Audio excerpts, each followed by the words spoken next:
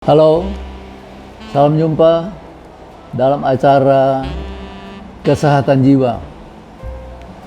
Pada saat ini, Dr. Jamie Gunawan, psikiater dari Jakarta, akan membahas tentang gangguan jiwa yang disebut gangguan cemas atau anxiety disorder. Gangguan cemas ini banyak terdapat di masyarakat, terutama dalam pengalaman saya di klinik-klinik itu termasuk kasus-kasus yang cukup menonjol. Kalau ada pasien datang ke ruangan praktek saya dengan gangguan cemas, biasanya mereka keluhkan itu mengenai gangguan tidur.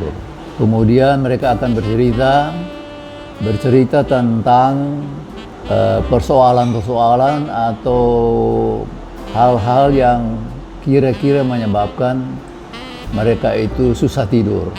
Nah, biasanya saya kalau sudah mendengar cerita dari pasien saya itu, saya akan mengatakan, bagaimana Bu atau bagaimana Pak seandainya saya yang memimpin wawancara ini. Ibu suka cemas nggak? Wah, Ibu suka cemas ya? Ibu ngerti artinya cemas nggak? Oh ngerti dokter, itu khawatir.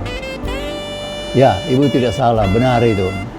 Seandainya di ruangan sini ada harimau, Ibu pasti takut, toh? Karena harimau bisa makan sama kita.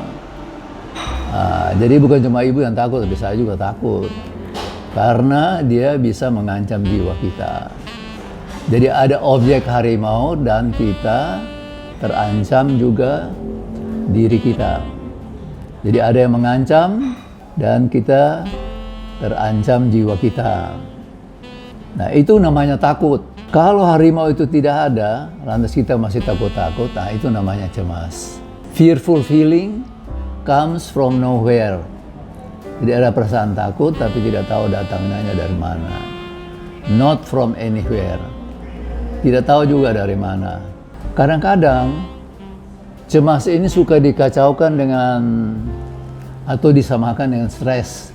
Stres itu sebenarnya adalah respons daripada tubuh kita atau dari kita terhadap sesuatu demand, suatu permintaan atau tuntutan, bahkan ancaman yang menyebabkan kita itu mengalami tekanan batin. Contoh, anak sekolah diberikan pekerjaan rumah oleh ibu gurunya. Lantas ada mungkin beberapa yang enggan mau melakukan atau mengerjakan pekerjaan rumah itu. Tapi karena dia stres, jangan sampai ditegur oleh ibu gurunya, akhirnya juga dia akan mengerjakan pekerjaan rumah itu. Itu stres bagus, artinya stres yang memotivasi orang untuk melakukan sesuatu yang baik. Itu namanya eustress. Tapi ada juga stres yang misalnya begini. Ada seorang karyawan atau karyawati yang bekerja di perusahaan. Sebenarnya pekerjaan itu disenangi oleh mereka. Tetapi karena dia harus masuk pagi, mungkin baca surat, baca email, membalas email, mau ketemu dengan pimpinannya, mesti rapat, mesti melakukan sesuatu apalagi yang ada deadline-nya. Nah, kemudian nanti makan terlambat, pulangnya pun mungkin larut sore. Tiba di rumah pun masih banyak pekerjaan, mengurus anak-anak, mengurus rumah tangga, sehingga mungkin tidurnya tidak begitu nyenyak. Ya mungkin beberapa bulan bisa saja walaupun pekerjaan ini disenangi, tapi dia mulai merasa sakit perut misalnya, karena banyak asam lambung.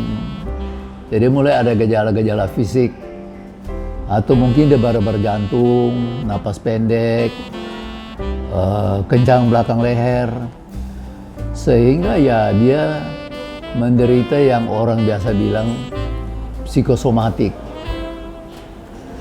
Nah, ini yang menyebabkan stres yang semacam ini yang kita sebutkan sebagai distress. Jadi stres ini ada dua macam, ya, eustress dan distress. Jadi dia menjadi suffering, menderita.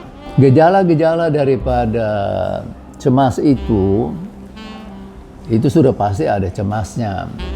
Kemudian mungkin ada debar jantung, napas pendek, sesak napas. Ya, kadang-kadang bisa berasa seperti tercekik, sakit mah yang paling banyak, ya, karena asam lambung tinggi, ada kegelisahan.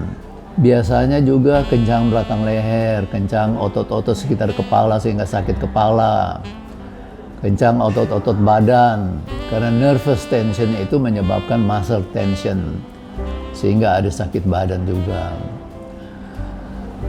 Nah, bila mana kecemasan ini sampai memuncak sehingga orang itu merasa sampai mau pingsan, berkeringat, mual, muntah,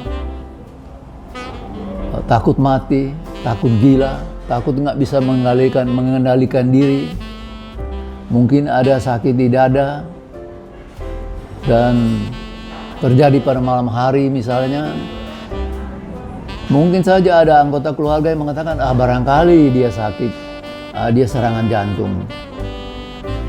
Jadi dia bisa dilarikan ke rumah sakit yang terdekat, ke UGD, dan di sana diperiksa, ternyata jantungnya baik, tekanan darah baik, kesadaran baik, dan diberikan oksigen mungkin, terus diberikan pertolongan, mungkin ada obat-obatan.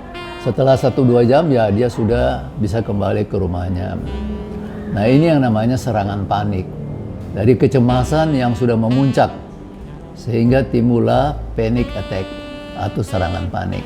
Mengenai jenis-jenis daripada gangguan cemas ini, itu ada banyak macam. Saya akan menyebutkan beberapa. Yang sering kita jumpai itu adalah generalized anxiety disorder. Ini sesungguhnya bukan disebabkan oleh karena keadaan lingkungan, tapi orang itu memang mempunyai kecenderungan untuk terlalu berlebihan worrying. Artinya banyak pikiran, banyak kecemasan atau banyak kesedihan tentang keuangan, padahal sesungguhnya dia tidak kurang uang, cuma tetap suka memikirkan tentang hal itu, atau memikirkan tentang bahaya-bahaya atau penyakit-penyakit yang sesungguhnya belum terjadi, tapi itu menjadi kecenderungan orang itu untuk selalu melihat dari sisi-sisi yang negatif itu. Nah, itu biasanya disebut gangguan cemas yang menyeluruh. Jadi generalized anxiety disorder. Kedua, agorafobia. Agorafobia ini bila mana seseorang yang berada di tempat atau situasi di mana dia tidak bisa lari. Misalnya dia tidak bisa lari karena ya misalnya di kerumunan di pasar misalnya. Seandainya terjadi apa-apa, dia itu pikir, wah nanti bagaimana larinya ini. Atau dia tidak mungkin mendapatkan atau segera mendapatkan pertolongan dari orang lain. Nah, itu juga pada tempat-tempat begitu ada orang yang menjadi cemas. Itu namanya agorafobia. Ada pula yang disebut social phobia. Kalau social phobia ini biasanya orang itu takut kalau nanti dia misalnya nyanyi di depan orang banyak ya, di publik itu nanti orang menilai dia, orang mengevaluasi atau orang ini suaranya jelek atau apa sehingga mempermalukan dia. Jadi dia udah pikir nanti dia itu bisa jadi malu nanti. Atau mungkin kalau dia makan di warung-warung pinggir jalan, nanti kalau orang lihat, wah, nanti mereka mempunyai pikiran, wah ini orang kok makan di sini gitu ya. Jadi dia udah pikir dulu itu yang jelek-jelek. Jadi sudah pasti dia selain cemas, dia akan menghindari pergi ke tempat-tempat demikian. Kemudian ada yang disebut spesifik fobia. Nah itu gangguan cemas bila mana ada hal-hal spesifik seperti dia berjumpa dengan kecoa, ya, atau melihat ular, atau insek, atau keadaan seperti ketinggian, atau mungkin di dalam pesawat. Naik terbang mau pergi kemana naik pesawat. Nah, bisa juga dia sudah cemas dulu, udah lebih dulu. Nah, itu yang, atau takut tempat gelap juga. Itu juga termasuk spesifik fobia. Kemudian ada yang disebut OCD, Obsessive Compulsive Disorder. Obsession itu artinya isi pikiran yang irasional. Sedangkan compulsion, ya, itu artinya perbuatan yang irasional. Misalnya, dia tangannya merasa kurang bersih, cuci tangan, tapi bukan cuma satu kali, 2 kali, 3 kali pakai sabun, mungkin sampai 15 kali ya, sampai pakai sikat dan tangannya sampai luka-luka. Itu karena ada pikiran irasional bahwa ya setelah mencuci tangan itu tetap tangannya belum bersih. Nah itu yang dapat isi pikiran yang irasional, nggak masuk di akal. Diikuti dengan compulsion, yaitu perbuatan juga yang tidak masuk akal. Itu obsessive compulsive disorder. Kemudian ada yang disebut juga PTSD, post traumatic stress disorder, jadi gangguan cemas setelah mengalami stres akibat trauma. Misalnya dia jalan malam-malam di suatu lorong, lantas ditodong. Ya, tetapi karena ya sudah barangnya diambil, dia terbebas. Nah, dia pulang ke rumah ya tentu masih takut-takut juga. Tapi setelah seminggu mungkin sudah normal kembali. Tapi herannya 2-3 bulan kemudian, dia bisa seperti mengalami kecemasan atau ketakutan seperti ketika dia berada di lorong itu. Nah itu yang namanya post-traumatic stress disorder. Kalau misalnya kejadian trauma itu besar sekali, ya, todong misalnya, ditodong, nah, itu lantas dia ketakutan, ya, ketakutan, cemas, kekhawatiran yang hebat sekali, itu namanya acute stress reaction. Itu biasanya dalam 1 minggu mungkin sudah reda. Nah, itu namanya acute stress reaction. Tetapi beratnya stres yang dialami ketika terjadi PTSD sama ini ya kira-kira sebanding juga.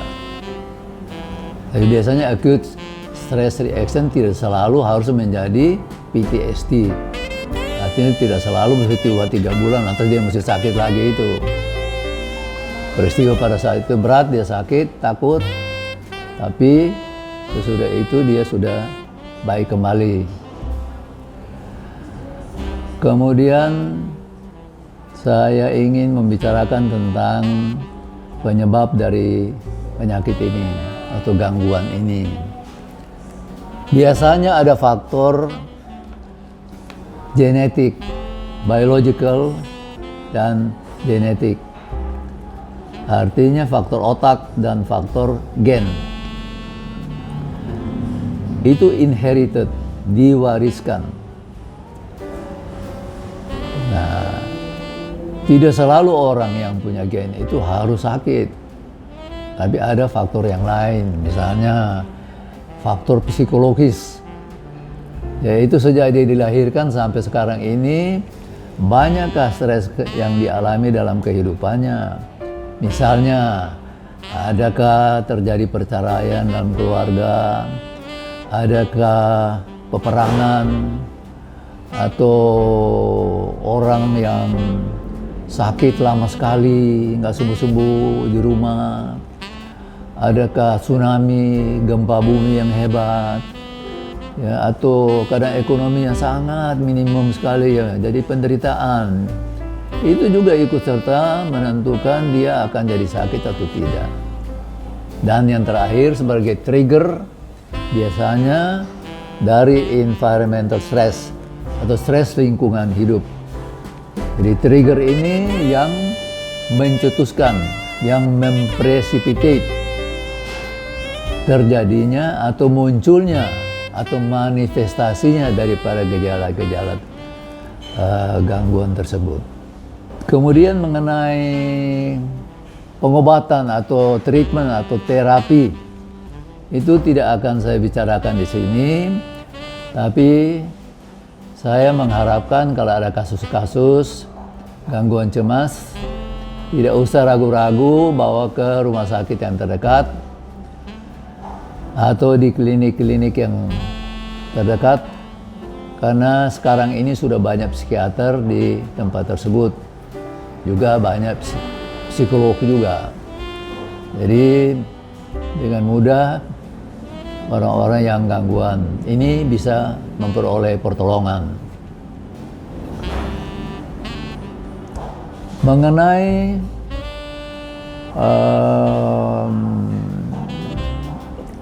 hal-hal yang lain yang